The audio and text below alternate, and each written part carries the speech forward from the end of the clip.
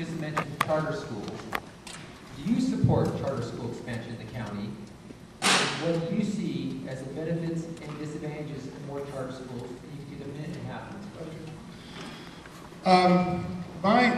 question. My position will always change. Not always change, but I look at more information as I move throughout the programs or throughout systems and so forth.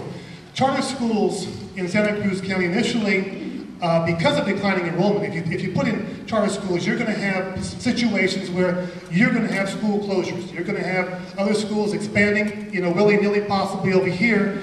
And really, you have to take into account the local school district's needs, and we are in declining enrollment. That said, I am about innovation and change.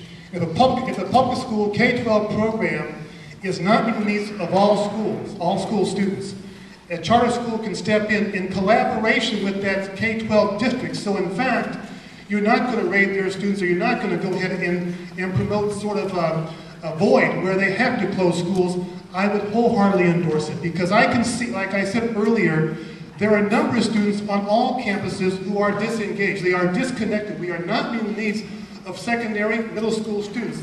The elementary school students, they have these scripted lessons, as I mentioned earlier. So I would be all in favor of reform, but it would have to be compatible with the local school district.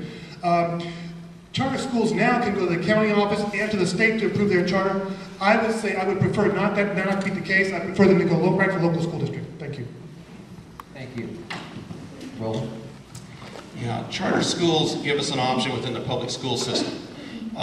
In our public school system, it's a model that doesn't fit every child. So charters are a model that, a option that parents can exercise. Does that mean that all charter schools are good? No. I think the parents need to look throughout the state as you look, at a charter school, and make sure, if that was a choice as a parent, you need to make sure, look at what they've done in whatever area you're trying to move into, and that it's going to fit the needs of your students. I just heard recently about a charter school being opened up in the Bay Area. That was for women that wanted to get into aviation. So there's ones that open with a particular field or academy type focus, and sometimes that adds an option that public schools just can't do. As far as what's good and what's bad, the charter schools many times, because of their funding, they might draw away students in a particular area of focus that might hurt the local school where they're at. And also they might take ADA out of a district. So that's a piece that can hurt a school district. So those things need to be addressed, and I think they need to be addressed with our legislators to see what we can do so that charter schools can exist within our system and collaborate with the district, offer options without fiscally strapping a district or taking away students that, for a declining enrollment, or make it so that there's less options at the high school in a traditional setting. So I would work to in entering with legislation and work in collaboration with the districts to see what kind of options are available, just as Pajaro now has 5 schools that offer some nice options down there for their parents.